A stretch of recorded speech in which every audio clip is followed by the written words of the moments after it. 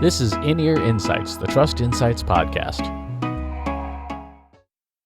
In this week's In-Ear Insights, we are talking about early warning systems. One of the questions that came to us recently from one of our customers was, how do we set up early warning systems so that we're not taken unawares by some kind of crisis? Obviously, the talk of the entire planet is the current situation. Were there indicators that we could have seen coming, and how do you deal with just general business disruptions? If there's some kind of impending challenge, how do we get in front of it? So, Katie, when you think about early warning systems, what does that bring to mind for you? If you're talking about it in the context of business, I think about things like my revenue. I think about things like my website visits. I think about things like how strong is my sales pipeline. Those, for me, as a business owner, are three key performance indicators that tell me the health of the business at any given time. And so when I think early warning indicators as a business, that's what I think of. I think as a broader term, people often assume that it means like changes in the weather pattern or natural disasters. And so there's obviously two different ways to approach it. But if we're thinking about it in the terms of business, I think about it for the health of the business. And is there something happening that tells me that, I'm going to start losing customers, or I'm going to stop bringing in more revenue? So those are the two things that I think about. What about you, Chris? I would disagree with you on that, because I feel like revenue is a lagging indicator of what's going on. By the time somebody cuts their budget or says, I'm hanging up the phone, whatever caused that, I think feels like it would have happened a while ago. So real world example, the current crisis, we've seen indicators of this being a problem since early January, but it took 3 months for it to trickle down, and now we're seeing the impact. And only really in the last week or two have we had conversations with customers about having to scale back or put certain programs on hold. So from that perspective, there was a lot that happened in the 3 months leading up to this but the revenue trigger would not have been tripped as a tripwire until last week. So I disagree with your disagreement. I agree with your statement that revenue, it shouldn't be that early indicator. It's the output, but unless you know what the output is, you don't know if your early warning indicators are the right ones. And so for me, I want to know, is my revenue going to be affected? And so if I start to see that my revenue is affected, I know that I've missed some kind of an early warning indicator if it's catching me off guard. And so it also means that I need to have good, solid, historical, and cleanly collected revenue information in order to know, okay, this is normal right now. We typically dip in Q1, but we come back up in Q2. And if we don't start coming back up in Q2, then I need to start digging deeper in other places. So that was, I guess, where I was coming from when I was saying that revenue for me, probably the wrong terminology. It's the output. It's not the early indicator. Right. That makes sense, because that goes back to a lot of what we talked about with KPI mapping. This is the KPI that really matters. Right. Exactly. So how does, obviously there's a lot of different things going on in the world right now, a lot of things that are, businesses, small businesses in particular, don't have a lot of control over. But, in general, everyday business world, people should be setting up these early warning indicators, not as an alarm system, but more of an alert system to say, hey, it looks like things are changing. Whether it means your customer base is changing, the reputation is changing, what they want is whatever the thing is. How does someone start to think about putting together an early warning indicator alert system for themselves without it being too complicated? I come back to two major branches. One is social conversation, which is more qualitative, just understanding what your customer base is saying. And that's something as simple as, if you don't already have a list on Facebook or Twitter or Instagram or whatever of your top customers and seeing what it is that they're talking about, when they're not talking to you, that would be a good, easy first step. If you suddenly start seeing people talking about, oh, I'm noticing a slowdown, or I'm seeing this, or is anybody else seeing this kind of thing? That's good. That to me is a really good, very early indicator that the conversation has changed.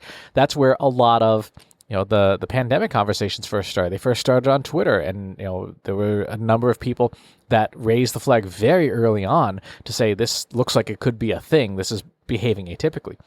The second, and I think the one that is most relevant to marketers in particular, is search trends. There's two kinds, right? There's branded and unbranded. The branded search, I think, is the most relevant to your business. Are people searching for your business by name, your products, your services, your key executives, less or more? To your point earlier, you do need that historical data to understand, is this seasonal or is this atypical? And then there's the unbranded search for your category. If people are suddenly stopped searching for, marketing analytics, okay, why? Why did that drop off of a cliff? It's because the entire planet shut down. But being able to see that early on, you might say, hey, we're seeing softening of demand.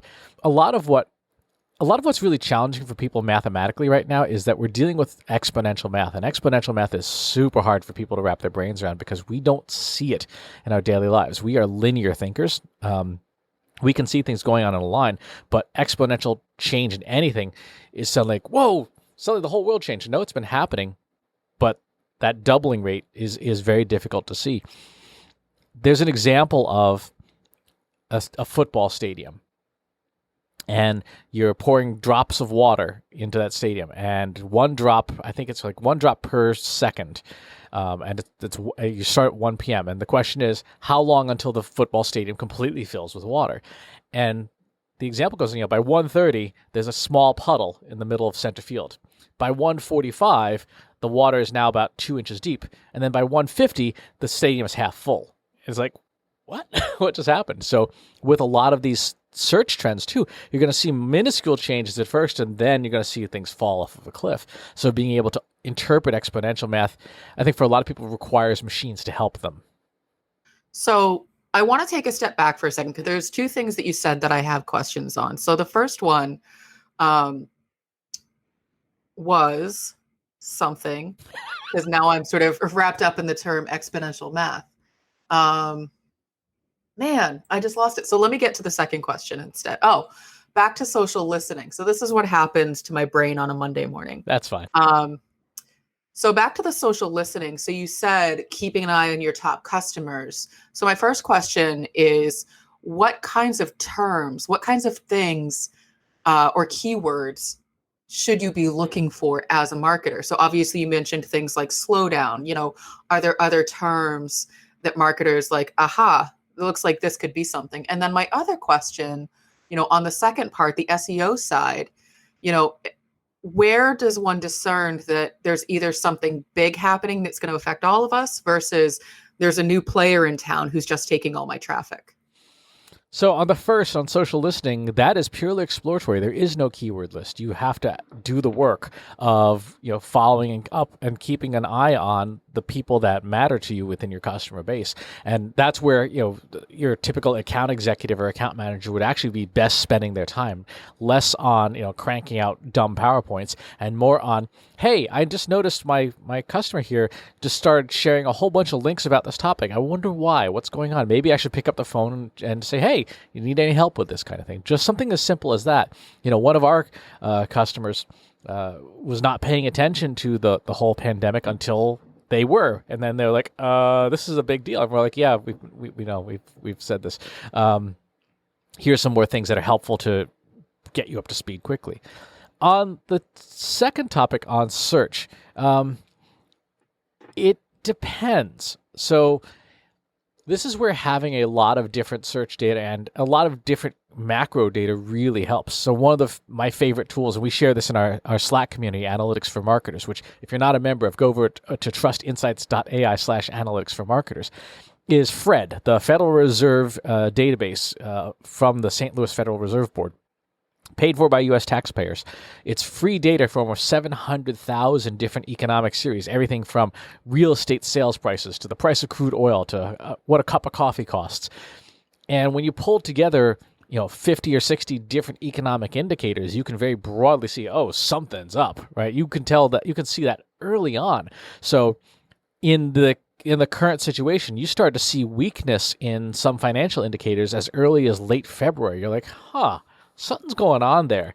And then as time went on, more and more indicators went off the rails. Pulling that data is free.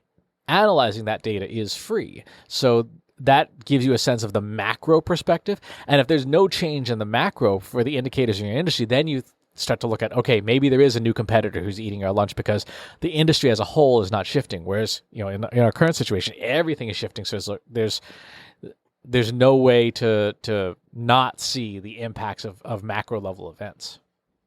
So for those of us, I'm pointing at myself, We're who on video are too. not, I know. And I would like to say that the way that I look is because we're all working from home, but this is literally the everyday, what you see is what you get.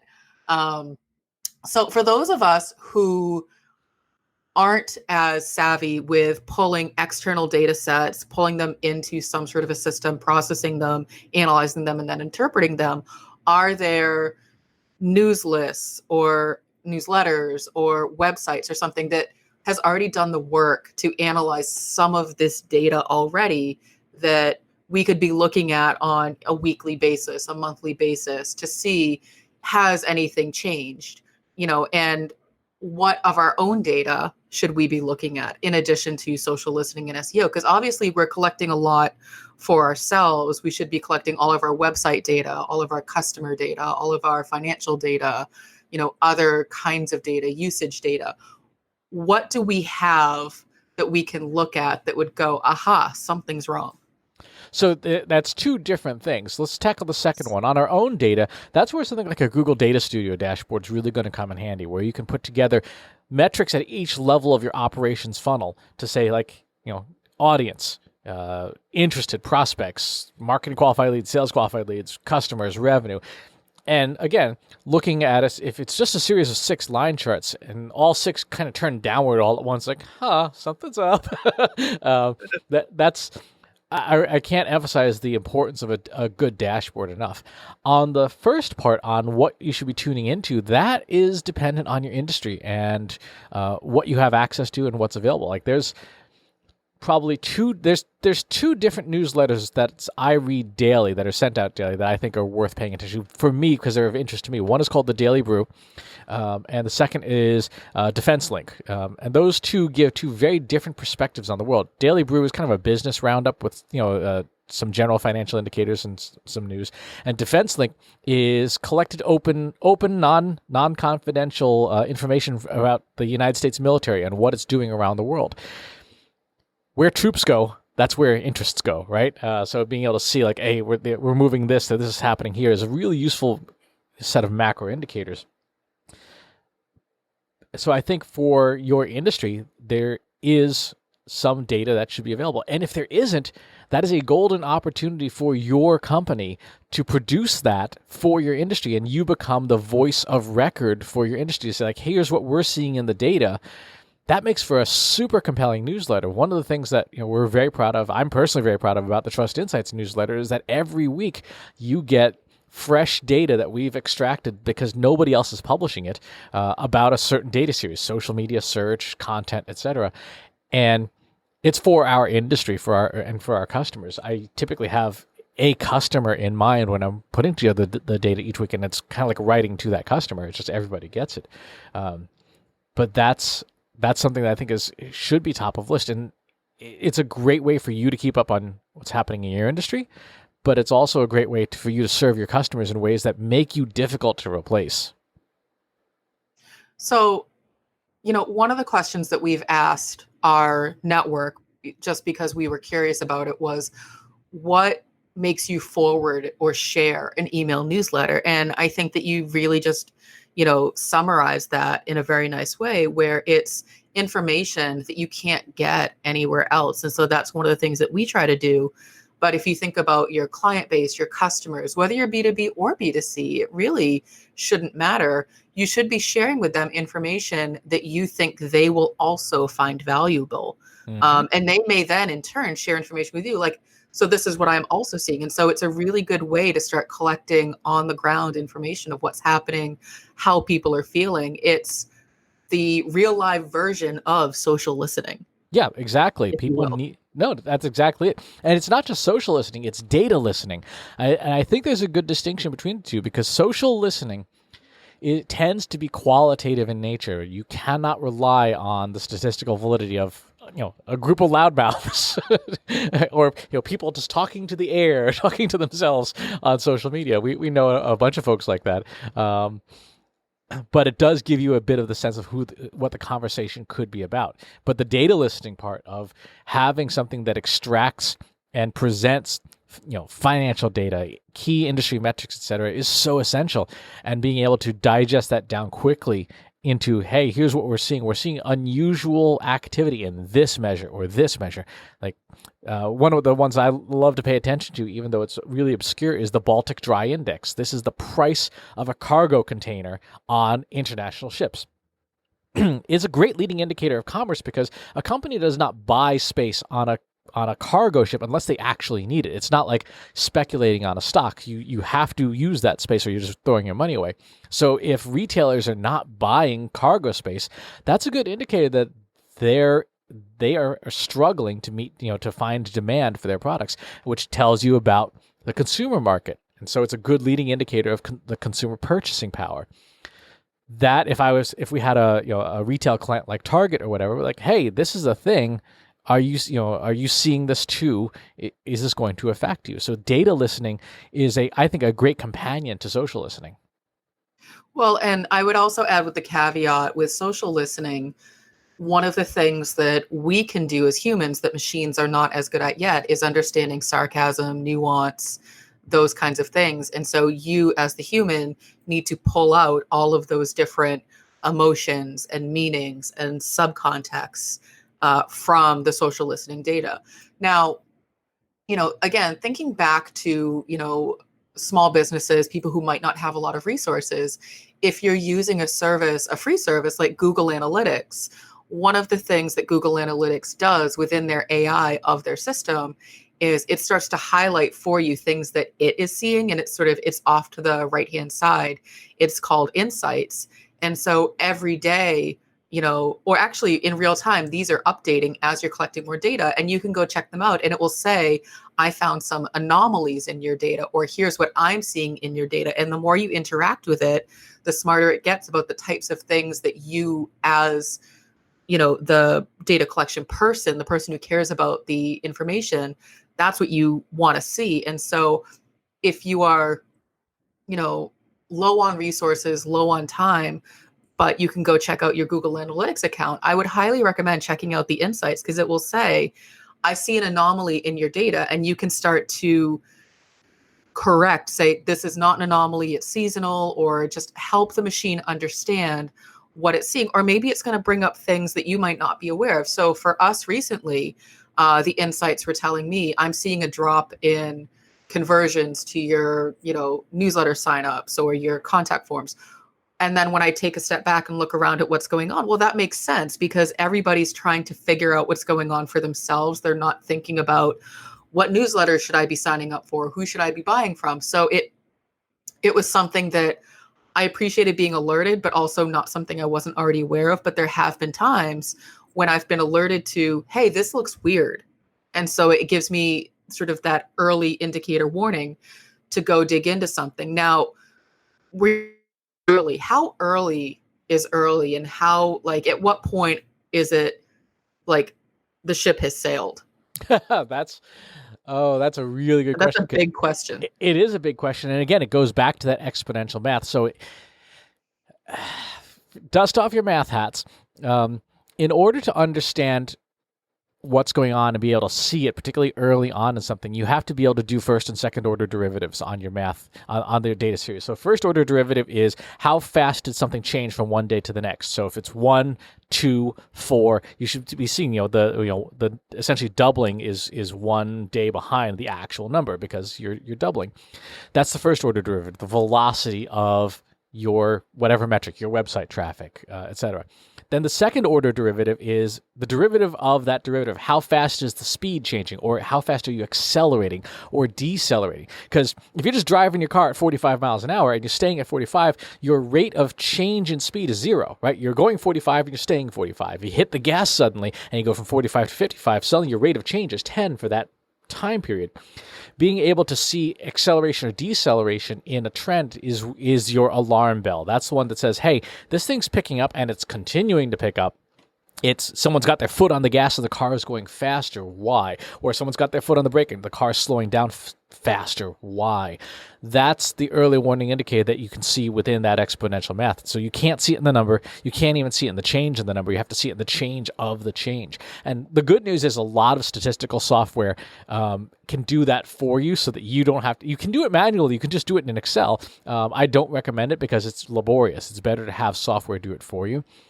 In terms of understanding how bad is the change, or how, is this an anomaly, should we pay attention to it? It depends on the metric you're looking at and how critical that growth rate is. If it is, if your sales cycle is 90 days, but your, that first touch to first conversion is 7 days, then you want to have something that looks at, a rolling 7-day average, not the 90-day average, because the 7-day average is going to tell you, hey, this number is about to go off the rails, good or bad. So it really depends on your data. That said, there are a huge, huge number of proven, time-tested mathematical techniques for looking at any series of data, and I would encourage anyone listening to experiment with that in Excel or in Tableau or Watson Studio or whatever the software is of your choice. Experiment with all these financial techniques because they're really good at detecting change and then telling you, hey, something's going on here. So I think the moral of the story is, if you're like me and you are doing your best to keep up with what Chris just said, but yet your brain keeps playing the Macarena over and over again because math is not your best skill. You're so much better at other things and math is just not it. There are people like Chris in the world who can help you. And this is not meant to be a true plug for Trust Insights, but I would be remiss in not mentioning it because, this is one of the reasons why Chris and I work so well together. We have different strengths.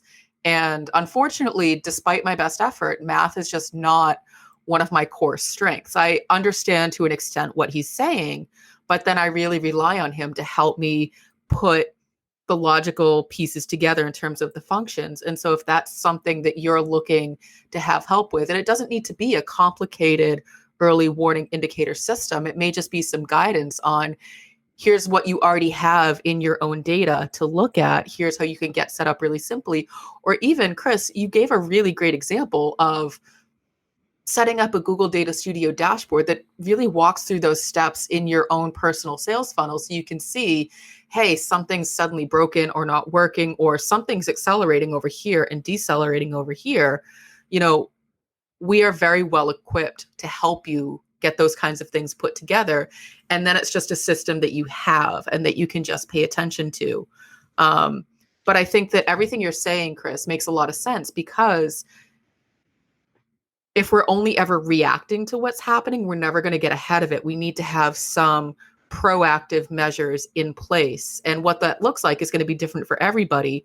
But if you have nothing in your business that helps you be proactive, you're always going to be falling behind. Yeah. And I would say, just to summarize, if you have nothing else, look at branded search and then look at your website traffic. Those are two really good, pretty common, generally effective indicators that tell you something's up.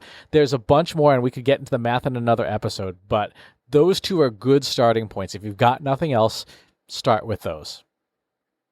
I agree. If you'd like more information about any of this stuff, hop on over to the Trust Insights website at trustinsights.ai. Sign up for the newsletter while you are there to get some of that fresh data every week. And, of course, join the Slack community we mentioned earlier. Thanks for listening, and we'll talk to you next time. Want help solving your company's data, analytics, and digital marketing problems? Visit trustinsights.ai today and let us know how we can help you.